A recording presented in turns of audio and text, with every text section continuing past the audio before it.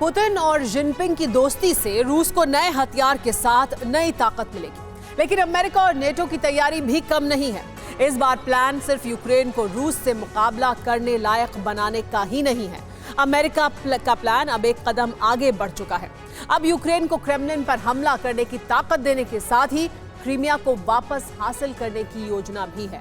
Bakhmut में Ukraine भले ही कमजोर दिख रहा हो, लेकिन कुछ ही दिन में यूक्रेन में इतना गोला बारूद और हथियार आने वाला है कि रूस के लिए अपनी जमीन की रक्षा करना भी मुश्किल होने वाला है।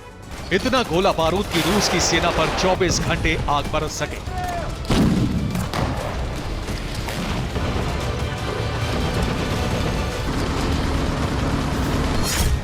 ऐसे ऐसे टैंक कि रूस के लिए सैन्य ठिकाने बचाना मुश्किल हो जाए।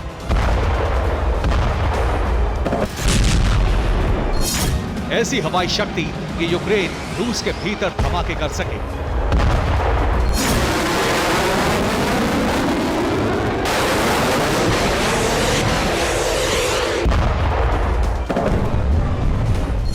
अमेरिका का प्लान रेडी है। इस बार सिर्फ हमला नहीं होगा, बल्कि पुतिन को चकमा देने की भी तैयारी है।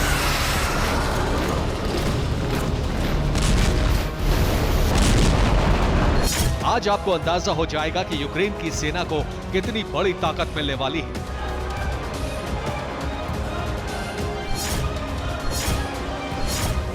नेटो की प्लानिंग और हथियार देने की योजना ये जाहिर कर रहा है कि युद्ध का दायरा बहुत बढ़ने वाला है और इस बार तैयारी पुतिन के गुरूर को चूर करने और ज़ेलेंस्की के बहुत पुराने ख्वाब को सच करने की है।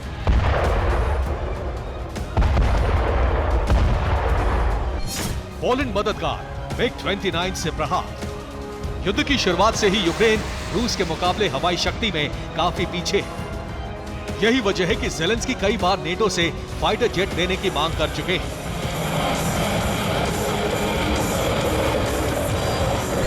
बाइडेन को लग रहा था कि फाइटर जेट से यूक्रेन रूस के भीतर प्रहार करने में सक्षम हो जाएगा और यूक्रेन की हवाई ताकत ही वर्ल्ड वॉर की वजह बन जाएगी। लेकिन अब स्ट्रैटेजी बदल चुकी है। अब अमेरिका खुद यूक्रेन को रूस के जमीन पर हमले की ताकत देना चाहता है। पोलैंड यूक्रेन को MiG-29 देने वाला है। 4 MiG-29 कुछ दिन में यूक्रेन पहुंचेंगे। पोलैंड फाइटर देने वाला पहला नेटो देश है। पोलैंड यूक्रेन के पायलट्स को ट्रेनिंग देगी। रूस की धमकी के बावजूद पोलैंड ने यह फैसला लिया है। पोलैंड के पास MiG-29 का बहुत बड़ा जखीरा है। कुछ वर्षों में ये जेट रिटायर होने वाले हैं। लेकिन पोलैंड के फैसले के बाद अब MiG-29 का जखीरा कबाड़ बनने के बजाय युद्ध में काम आ जाएगा।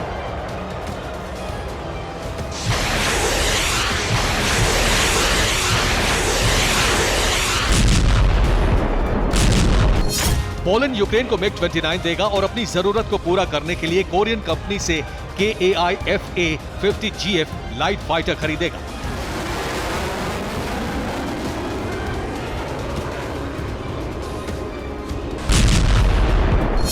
इस तरह से पोलैंड के फाइटर जेट का जखीरा अपग्रेड होगा और MiG-29 यूक्रेन को नई हवाई ताकत देगा।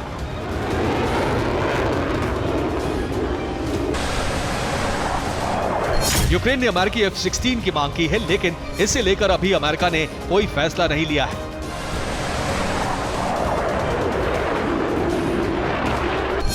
Slovakia 13 MiG-29 fighter jet Ukraine को देगा।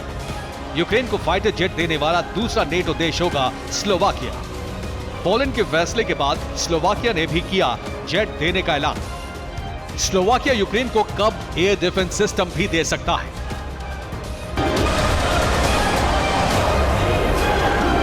फाइटर जेट मिलने से यूक्रेन को बड़ा फायदा होगा। यूक्रेन रूस के सैन्य ठिकानों पर हमला करने में सक्षम होगा, तो वहीं क्रीमिया युद्ध की शुरुआत करने में भी फाइटर जेट अहम होंगे।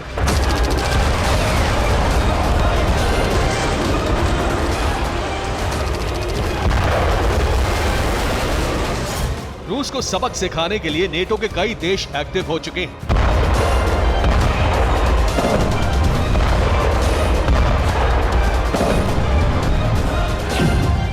एस्टोनिया यूक्रेन को हथियार देने वाला है।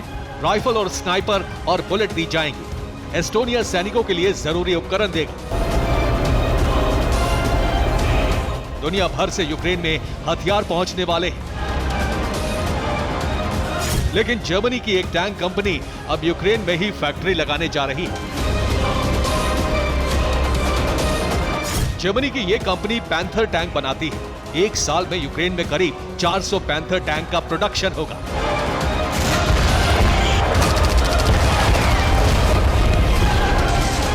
जर्मन टैंक कंपनी का काम 2 महीने में शुरू हो जाएगा। अमेरिका एक बार फिर यूक्रेन के लिए हथियारों की लिस्ट फाइनल कर रहा है और जल्द ही नए हथियार पैकेज का ऐलान किया जा सकता है। युद्ध से पहले अमेरिका हर महीने 13,000 शेल बनाता था। अब अमेरिका हर महीने 20,000 शेल बना रहा है। अगले साल से अमेरिका 50,000 शेल का प्रोडक्शन करेगा।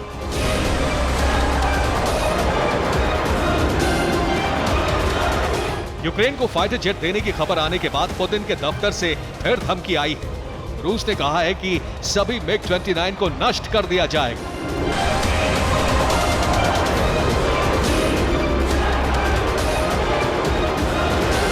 क्रेमलिन की तरफ से तंज कसा गया है कि नेटो देश यूक्रेन को पुराने हथियारों का डंपिंग जोन बना रहे हैं।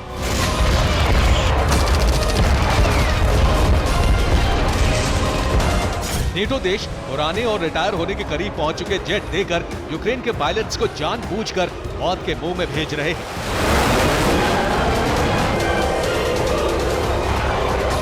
यूक्रेन को उम्मीद है कि वो फाइटर जेट से रूस की जमीन पर हमला करने में सक्षम हो जाएगा। इस बीच रूस के रोस्तोव इलाके में रूस की खुफिया एजेंसी के दफ्तर के बाहर धमाके के बाद आग लगने से कई सवाल उठ रहे हैं।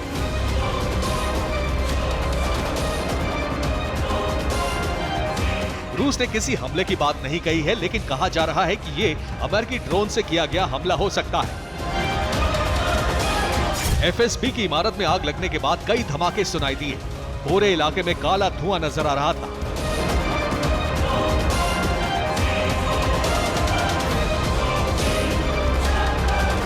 इस घटना के बाद सवाल उठ रहे हैं कि क्या अमेरिका ने ब्लैक सी में गिराए अपने ड्रोन का बदला ले लिया।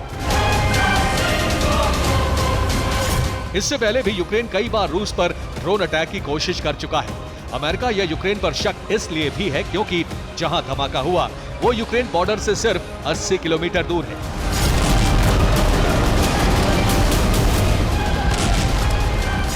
रिपोर्ट में दावा किया जा रहा है कि अमेरिका ने यही प्लानिंग की है। योजना रूस के कई इलाकों में हमला करके पुतिन को उलझाने की है, लेकिन मेन टारगेट क्रीमिया है। Bureau report, TV9 Bharatvarsh.